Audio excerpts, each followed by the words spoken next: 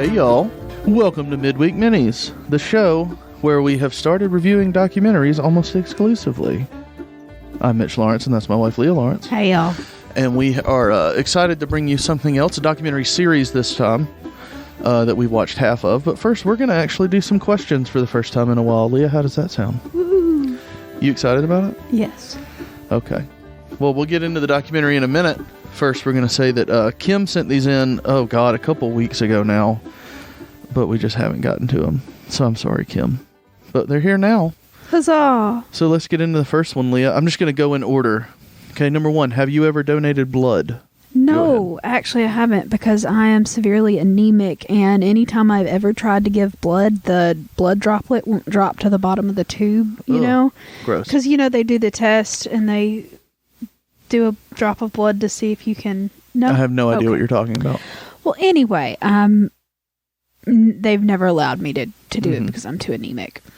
I do it every chance I get at my office because the Bloodmobile comes to our office, and if you're a state employee, you can donate and then use 2 hours of leave that same day. So, like, for free, not use anything, you just get to leave 2 hours early. So I do it every time I'm able to. Oh, God, fun story. The last time they came, Leah, I've told you this. I sat down on the, what's the name of that machine? You know what I'm talking about. Oh, the thing that removes your platelets. Yeah, it was the platelet machine, but I forgot the name of it. Remember? And it was they asked me if I wanted to do that because it was the first time I'd ever done it. I said, yeah, sure, why not? So they said it takes a lot longer. It's like 45 minutes. So I sat down in it. They got me in there, and they explained to me that what it does is take all the blood out. Platelets. I think it's plasma, right? They Plasma, take the plasma out? Yes. So they explained that to me. It'll take everything out, but it'll put back in all of your red blood cells and just take out your plasma. So we're sitting there, and I'm a good 30 minutes in, and one of the ladies who's working the bus comes over to me and says, for some reason, it's not separating. So we just kept trying. She kept trying the machine over and over again, and she said, I'm sorry, we're just going to have to put everything back into you. You can donate again tomorrow, because normally for donating blood, it's like 6 weeks or something to make sure you make enough again. But she said, you can donate again tomorrow if you want. We won't be here or anything, but, if you want to donate, you can try again tomorrow. You just can't do it same day. So they put everything back into me. I think I've told this story now that I'm thinking about it. And that is the grossest fucking feeling. To have it all taken out, and then you look at it, and then they going right back in. Fucking ew. And I got it back, and it was weird. Didn't get my leave felt the time. same since. No, I've been feeling icky ever since. That may have been the birth of COVID-19 right there. Yeah, they put your blood back into yourself. Yep, and it just created an aura around me. Well, I'm going to say probably not, but...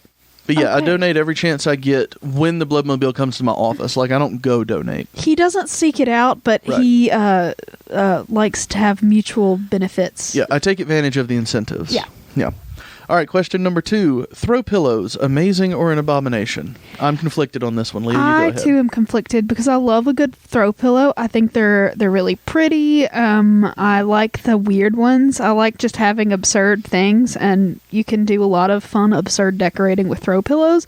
But I also know that you don't need to get to the level of my grandma, because like every bed that she had in her home when we were growing up, including the ones that me and my brother slept in, we each had our own bedroom in their house, and it was specifically decorated, and all of the bedrooms in our house now are the same, are specifically decorated with like the comforter set, and it has about 100 matching goddamn pillows, and they all have a place, and you need to put them in the right place, in the right pattern on the bed, or you've made your bed wrong. Yeah.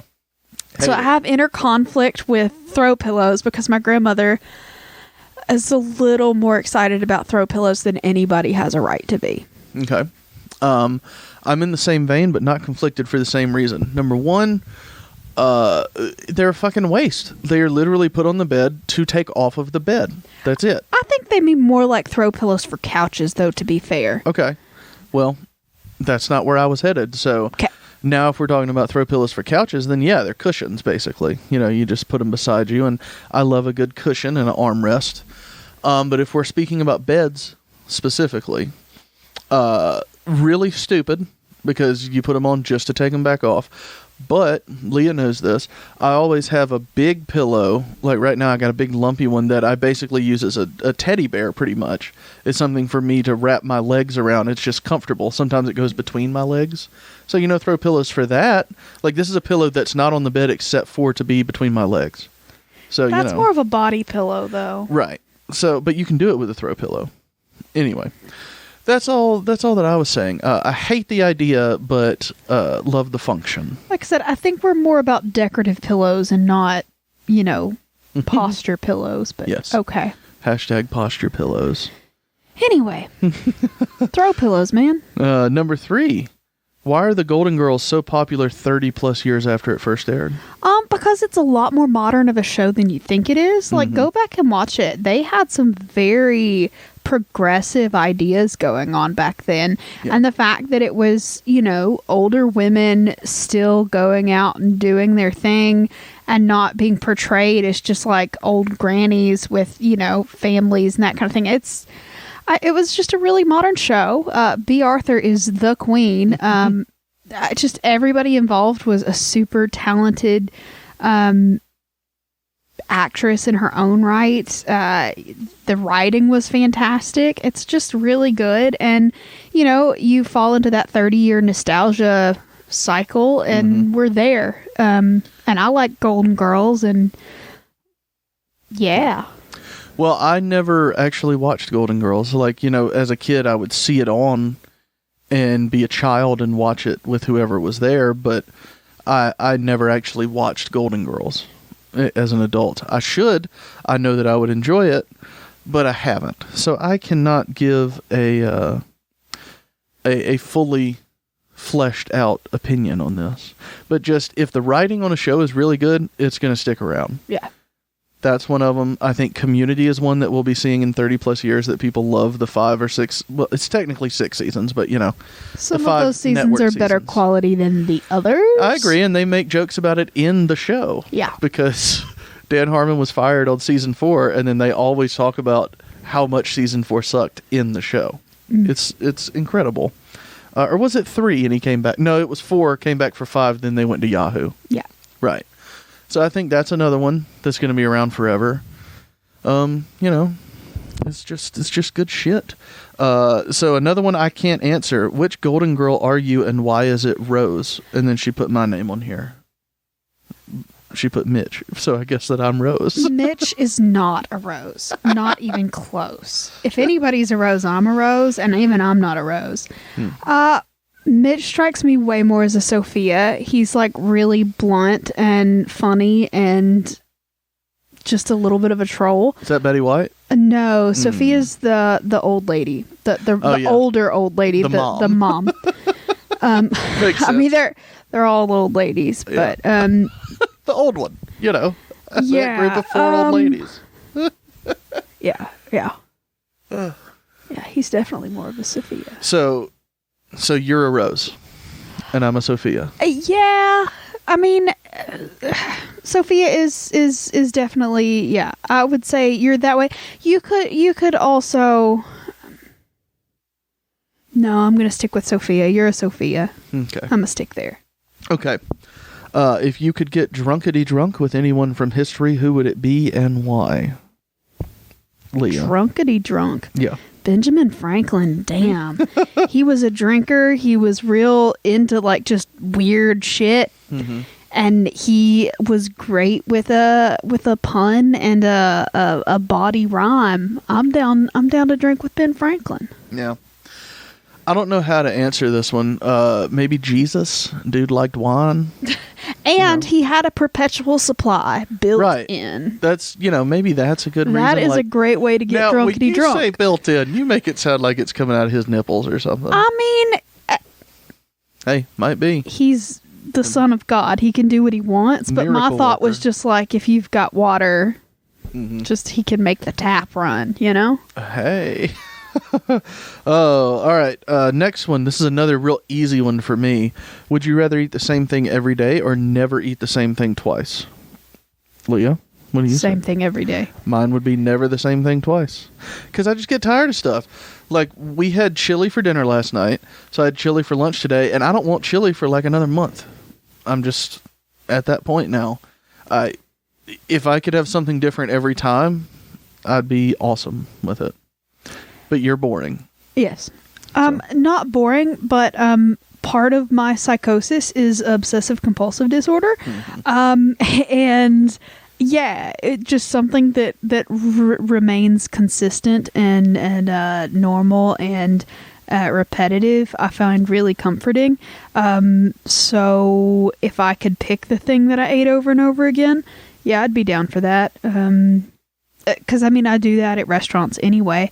There's only, like, one place that I ever just don't get the same thing twice, and that's because, you know, the waiter chooses for us, so I don't have to. You know what I mean? Yes. But then even when we do that, we're like, we want one of the things we've had before, so Yeah. make sure that's part of it. But it's always the Russian king crab, because it's delicious. Now it's the sea bass and the Russian king crab. The sea bass is So it's delicious two of as them. well. But, honestly, it's, like I said, it's more of I have a mental health disorder and I like things to stay the same as much as possible. So yeah, I would find lots of comfort in that. Yeah. I'd probably get bored of it, but at least I wouldn't have to ask what we were eating for dinner that night. Correct. And yeah, that's the big issue in our house anyway. It's dinner. All right. Do you think Sasquatch has knee issues? I mean, I would assume That's that it. since he's bipedal and pretty large, he would have the same percentage chances of getting knee issues as any, you know, bipedal hominid of any type. So yeah, my guess is definitely. I just like the mental image of seeing Sasquatch, just like, you know, that blurry video of him walking and then just going like, oh, The Patterson Gimlin film. And it's a Ugh. she, by the way. It has mammary glands. God. And just kind of bending over and touch. Oh, fuck. Ugh. You know, Yeah. that's just funny to me. I enjoy that mental image. Thank you, Kim. All right. What do you think the first person to eat a lobster or crab was thinking? Damn, that looks good. I'm gonna eat that sea bug. Come They here. were probably thinking, you know, I'm starving, but I really don't want to eat like leaves again. So there's this thing here. I'm going to see if there's some meat in here. And they open it and go, shit, there's this goddamn, it's a smorgasbord of meat in here. There's so much meat in this fucking bug. There's way less meat than you hope. That's all I'm saying. Well, I mean, like, you open one of us up and there's just a bunch of bones and shit in there. You know what I mean? Like, you crack them open and then all of a sudden there's just Yeah. nothing but meat in there. exoskeleton versus skeleton, but you know, Yes. still, Mm-hmm. they're delicious. I agree. I fucking love lobster and crab, but I'm a big seafood person. That's what they used to serve, like in colonial times. They used to serve lobsters to prisoners because it was like the trash food that nobody would eat. Mm-hmm. Because they were stupid. Exactly. Just like the other day when we were talking to, I think, your grandparents, we were talking about how chicken wings used to be discarded because they were just considered as the nothing part of the chicken. There's just no meat on them. And they're like, commercial meat packing. right. And then they're like, oh shit, there's a lot of meat on these Yeah. things, you know? So, but chicken wings used to just be thrown away. And now you can't, there's shortages of chicken wings all the time now. Yep. All right. See, this is dating itself, these questions now. How many of the president's supporters will actually try injecting or ingesting Lysol to cure COVID-19? Well, the answer was a few. Yep. The answer was most definitely more than we care to admit.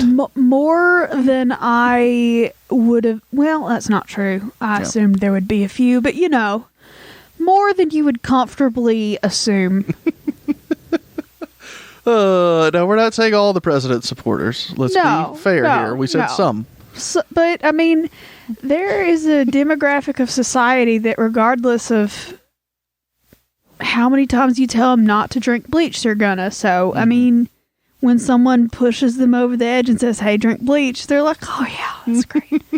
I don't know where I was going with that, but But remember, it was sarcasm. Yeah. Everyone remember that. please don't drink bleach. Don't ingest anything that was not specifically designed to be ingested. No, not you and I. I'm saying he, the next day, Yeah. said I was being sarcastic. Everybody was like, no, you Yeah, fucking I weren't. get it, but still, everybody out there, don't ingest cleaning supplies. It's not smart. No, Just don't do it. it's never been smart. And it will never be smart. I Say don't no think. to Clorox. But then again, didn't Listerine used to be a cleaning supply? No, that was a medicine. And then it became breath freshener. it's tongue poison. There you go. But once again, it's also not meant to be ingested. You swish it around and you spit it out. Swish and spit. Unless you're like trying to get drunk and you're 12. Yeah. Listen up now. Swish and spit. All right, last question. Favorite activity during quarantine? Leah? Napping. No, I don't nap actually, so sleeping I guess would be the better that's not your answer. choice. What is my answer? Your answer is Animal Crossing New Horizons. That's not an activity, Mitchell. That's a lifestyle. Sleeping isn't a fucking activity. Sleeping is definitely an activity. Well, what I've done the majority of my time, I've played so much Civilization 6. Because what we do, I'd have to describe how the podcast room here is set up. So my computer's set up, but I have two monitors. I have my regular monitor, and I have one of our old TVs hanging on the wall for visualization stuff. Like right now, I'm looking at our recording software on the 42-inch TV on the wall. So what we've been doing is putting a TV show on the big TV while I've been playing Civilization on my monitor. And I have put in like 100 hours on Civilization 6 in the last couple months. Because we just come home and there's nothing else to do. What else are we going to do? I'm at a solid 280 hours on Animal Crossing. Animal Crossing. Yeah. Yeah. So, that's what we've been doing. That's it. Those are our activities during quarantine. So favorite, I'll say yes because I've done it the most. Does it matter? Does it count? Yeah. There you go. That's what we've done. Video games. Let's say video games. Sure. There we go. Done. All right. Well, we're done with the questions. Thank you so much, Kim. We really appreciate those. And Leah, what are we going to do now? Whatever you want to. Well, we have a few minutes, so we can discuss. We have been watching The Innocence Files on Netflix, and we're like halfway through it. It's a 9-part limited series. Yeah. It's basically a documentary series chronicling famous cases from the Innocence Project, which is, that thing that came up in, I guess the 90s was when they started it, of, now there's DNA, so let's actually go through all these old cases where people weren't using DNA and see what we can find. So the first 3 episodes are about bite mark evidence and how ridiculously stupid it is. And I had heard that before with something else. I know what it was. I had heard it from the West Memphis 3. Yeah. Remember that? Because there were Yes. some bite mark things, and they were saying the kids were mutilated. And then later they came back and were like, no, this animals did all of this stuff. Yeah. All of these abrasions on them are animal inflicted. Yeah. If y'all don't know what I'm talking about, go watch Paradise Lost. It's a 3-part documentary film series on HBO. They have them all. The first one was done in the mid-90s. The second one around 2000. And the third one was when the 3 guys got out of prison in like 2011, I think. But go watch all of those. They're very interesting, and they will piss you off because Metallica is a big part of it. And that's not why it'll piss you off. But, Yeah, no, I know the story. I've seen it, but right. Not you. I'm talking to them. I know, but you were pointing at me, so. Well, yeah. But anyway, go ahead with what you want to say about bite mark evidence. That, if you want to get good and pissed off, go watch this series. Yeah. I don't know what to believe at all anymore. It's so interesting. Just the whole thing. Go ahead. Fuck, our criminal justice system is screwed up. There's just so much inaccuracy and pseudoscience and general bullshit that is just readily accepted in court systems just because that's how it always has been. And there's no good studies. There's no, like, everybody's out here living with the idea of, CSI in their head because that's what you saw when you were a kid, thinking that this shit's real, and it's totally not. Like, I was absolutely blown away. And I had heard that, the bite mark evidence was pretty much bullshit. I've seen other cases and listened to other podcasts talk about other cases where stuff like that has been disproved. But just the complete insistence that this one forensic odontologist if you want to be pissed off at a very, like a chain smoking Confederate redneck, bless it. You are going to be pissed off because he is just, I was mad. That was a very loud huh. I could see it. I'm sorry. You might need to take down that huh. Our TV on the wall with the recording software on it just pinged. Yeah, it's bright red, but but I mean, that is my level of frustration with this motherfucker. Like, even after this guy, and it was two guys in that particular case that he testified against both of, saying, without a doubt, these are bite marks and they were from this person and this other person. And even after they were, completely proved innocent by DNA, he was like, I still think they did it, Like, yeah, he still said, I matched their teeth, and they were like, no, this was crawfish. He might not have, committed the sexual assault, but he was involved and bit the body. All I said was he bit the body. Like, really? And he did. Is he going to come up and, like, going to come up in the middle of the woods where this body's floating and just have a nibble? The whole thing was absolutely ridiculous, and he is going around with all these creepy old teeth molds and just absolute trash, and then I'm so upset. And then they prove where they took like a pig, it was a fetal pig, and they put it in a pool with the crawfish because this particular body was found floating in a creek where there were a bunch of crawfish living in it. And so they got some crawfish from that pond, they stuck it in the pool with this pig analog, and it came up with literally the exact same marks. Yep. It just but see, the thing is, when you have a mold of teeth, which they prove in the films, and that these are things I've heard before, but when you have a mold, when you have a cast, you can make it fit any bruise that you see. You can make it fit. Because people bruise, and this point was obviously brought up by the people in the Innocence Project in several different places in the first two episodes, but people bruise completely differently. Just even if you have the same wound, people bruise completely differently. Like, you could look at me wrong and I could be, 4 shades of purple. You could punch Mitch in the shoulder as hard as you can, and he may just barely show up with a little bruise. You know what I mean? Like, yeah, but don't do it, please. No, don't hit Mitch, please. I hit myself enough to know how I bruise. I'm very clumsy.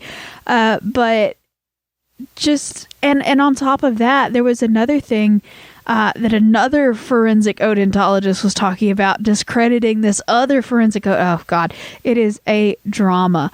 But he was taking the actual plaster molds of these teeth and pushing them into the actual cadaver, proving that they fit. But the cadaver skin is so firm that you can create new dentation just by pressing into the flesh that's there and has seized up. It's not squishy anymore. Yeah, it holds doesn't whatever have, you put into it. It doesn't have the fleshy collagen, squish anymore. So you can create marks where there weren't any previous to sort of bolster your view. And that just, I got real mad watching this, is all I'm saying. Yep. Just... Well, let's move on, because The next two so far, this is all that we've watched. The next two Yeah. are about eyewitness testimony now. Yes. And how unreliable that is. Oh my God, I'm so mad. Well, you gotta calm down. Yeah, I know. But not only are they talking about a lot how these different, cases. There were 3 cases for the forensic odontology, and I think we've looked at where we've only watching the one right so now far. with the eyewitness so far. But a lot of people in law enforcement in these particular stories are incredibly racist. And I mean, I say knew in these that particular was a thing. stories, I don't think you know about law enforcement. Yeah, no, that's what I'm saying. Like, I knew that it was a problem, obviously, because I watched the news, but just coming from a place of super duper white privilege, I didn't realize how in-depthly just prejudicial a lot of the system is, just completely against people of color.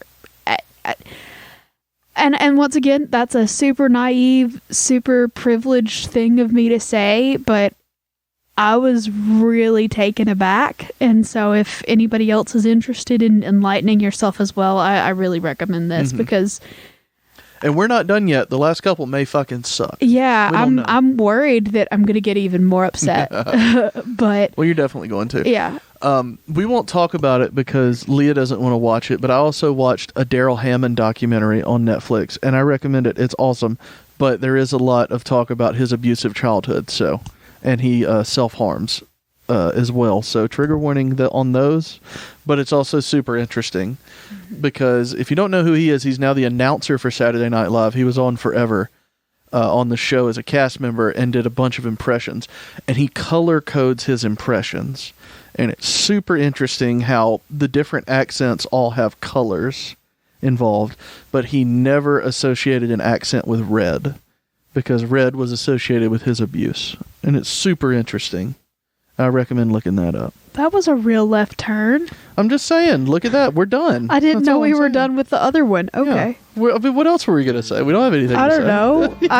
I All right, y'all check out the Innocence Files and the Daryl Hammond documentary got on a Netflix. little documentary whiplash right Yep. there. Well, we're going to think of something else to watch for next week. Yeah. So it'll be Tim's premiere. Next week is Free Solo. We're just going to... Oh, God, we should do that. You know how Jimmy Kimmel does apologies to Matt Damon? We couldn't get to him every night. You don't know that? Or you do? I do. So every week ours is going to be next week, Free Solo. We'll talk about that one. No thanks. All right. Well, we will see y'all next time when we find something to watch. All right. Bye, y'all.